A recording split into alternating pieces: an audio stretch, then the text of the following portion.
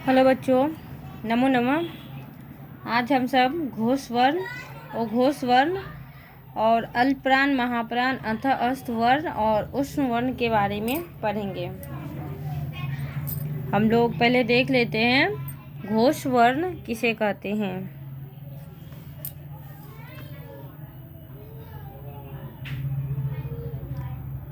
घोष वर्ण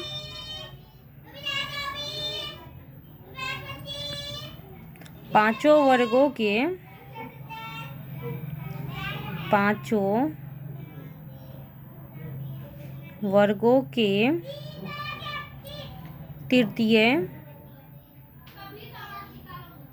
तृतीय, चतुर्थ और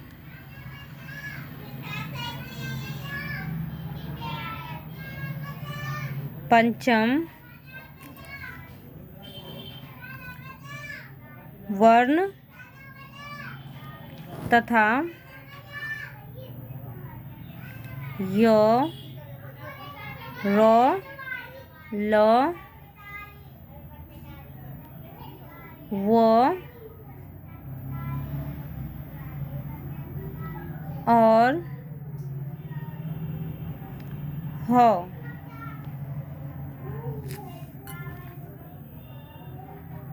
घोष वर्ण है। अब पांचों वर्गों का तात्पर्य हो गया कोवर्ग, चौवर्ग, तोवर्ग और पोवर्ग।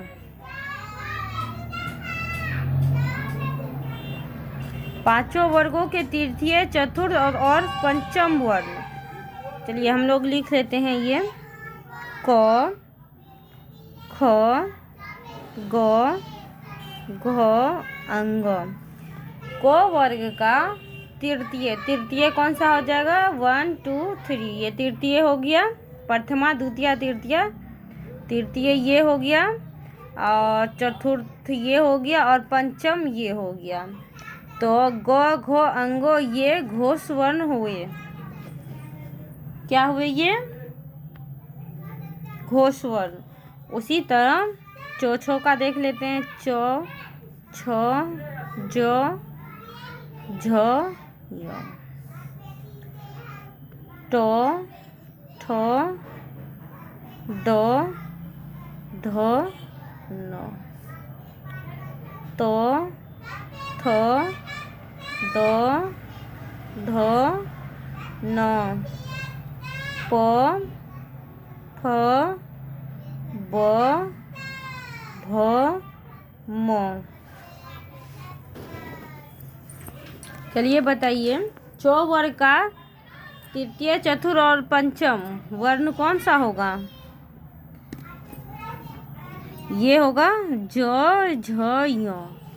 इसका हो जाएगा ड, ढ, न। इसका हो जाएगा द, ध, न।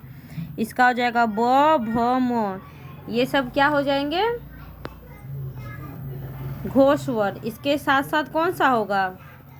य, र, ल, व, तालव्य स नहीं होगा, हो होगा, हो।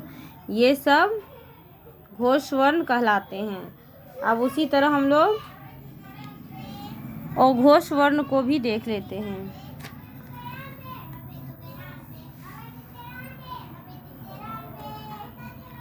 अघोष वर्ण, अघोष वर्ण में आ जाएगा सभी वर्गों का मतलब ये पांचों वर्ग, इसमें आ जाएगा सभी वर्गों के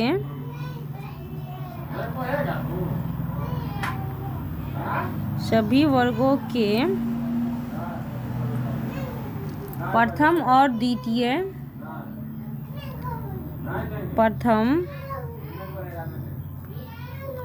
और द्वितीय वर्ण तथा तालव्य स, मूर्धन्य स और दंत स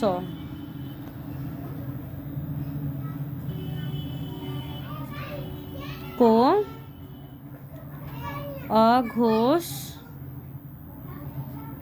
वर्ण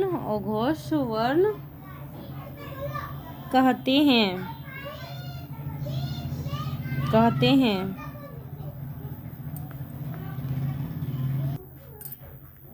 उसी तरह हम इसका भी उदाहरण देखते हैं। इसमें हो जाएगा सभी वर्गों के प्रथम और द्वितीय। इस को वर्ग का प्रथम कौन सा हो जाएगा? को और खो। ये को वर्ग का को और खो अघोष वर्ण होगा। उसी तरह चो वर्ग का चो और छो, टो वर्ग का टो और ठो, तो वर्ग का तो और थो, पो वर्ग का पो फो और तालव्य सो, मूर्धन्य सो और दंत सो, ये सभी अघोष वर्ण कहलाते हैं। उसी तरह हम लोग देख लेते हैं अब अल्पप्राण। अब हम लोग पढ़ेंगे अल्पप्राण के बारे में। अल्पप्राण किसे कहते हैं? सभी वर्गों के प्रथम, तृतीय और पंचम वर्ग। सभी वर्गों के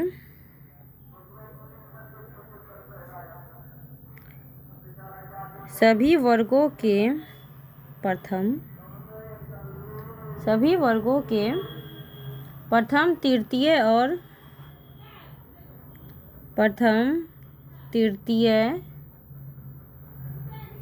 और पंचम वर्ण तथा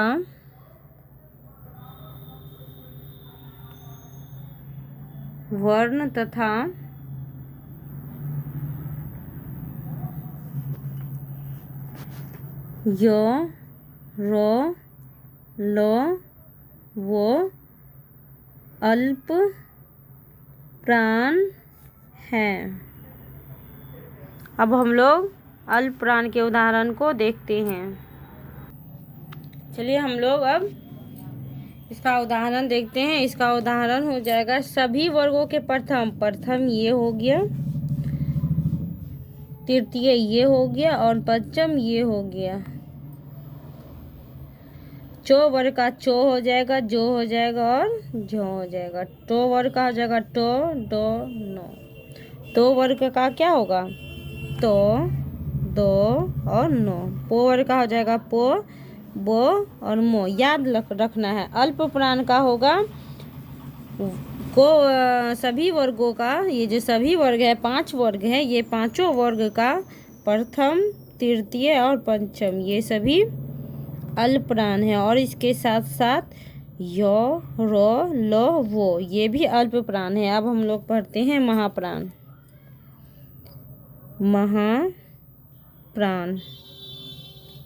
महाप्राण किसे कहते हैं?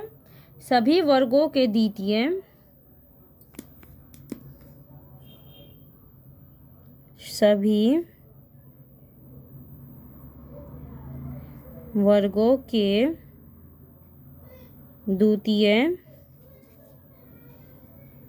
और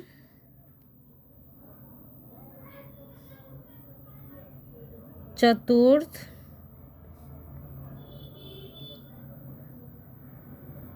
वर्ण तथा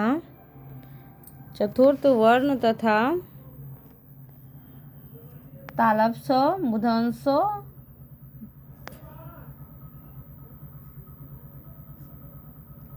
दंत स हो महाप्राण है। तो सभी वर्गों का द्वितीय कौन सा हो जाएगा? को वर्ग का हो जाएगा खो और अंग हो जाएगा। और चो वर्ग का हो जाएगा छो हो जाएगा और झो हो जाएगा, झो। टो वर्ग का हो जाएगा ठो और ढो। तो वर्ग का हो जाएगा थो और धो। पो वर्ग का हो जाएगा फो और भो, और उसके साथ साथ तालब सो, मूर्धन्य सो, दंत सो और हो, ये सभी क्या हो जाएंगे, महाप्राण कहलाएंगे। अब हम लोग पढ़ते हैं अतः अस्त वर्ण और ऊष्म वर्ण के बारे में पढ़ते हैं। अतः अस्त वर्ण में आ जाएगा अतः अस्त वर्ण, ये हो जाएगा यो, रो, लो, वो, को, अतः अस्त वर्ण कहते हैं। अतः अस्त वर्ण कहते हैं। दूसरा हो जाएगा ऊष्म वर्ण। ऊष्म वर्ण, इसमें आएगा तालब सो, मूर्धन्य सो, दंत सो और हो, ये सब ऊष्म वर्ण हैं या ऊष्म वर्ण कहते हैं। अब अयोगवाह किसे कहते हैं? एक होता है अयोगवाह। अयोगवाह में आ जाएगा अनुस्वार, अनुस्वार। कोष्ठ में अनुस्वार को कैसे लिखते हैं हम लोग? या कोई शब्द रहता है उसके ऊपर लिखा हुआ रहता है ना, इसको कहते हैं अनुस्वार। और विसर्ग। विसर्ग तो आप जानते होंगे, संस्कृत में किसी भी कोई शब्द में लास्ट में ये रहता है, इसको कहते हैं विसर्ग। तो इसको क्या कहते हैं हम लोग? विसर्ग को अयोग वाह कहते हैं। ये जो मैंने आप लोगों को पढ़ाया था, अस्त वर्ण, ऊष्म वर्ण, अयोगवाह वर्ण, ये सभी एग्जाम में पूछे जाते हैं। ऑब्जेक्टिव टाइप का क्वेश्चन रहेगा, आपको दे देगा ऊष्म वर्ण में तालब से, मूर्धन्य से, दंत से, हो और यो दे देगा। यो पूछेगा कि किस वर्ण में आते हैं, तो आप लोग का जवाब होगा अतः अस्त वर्ण में यो आएगा और ऊष्म वर्ण में ये रहेगा। ये चारों याद रखना है। योरो लोगों को आधा आधा कर देंगे। पहले का 4 वाला शब्द अतः अस्त वर्ण में आएगा और लास्ट का 4 वाला ऊष्म वर्ण में आएगा। उसी तरह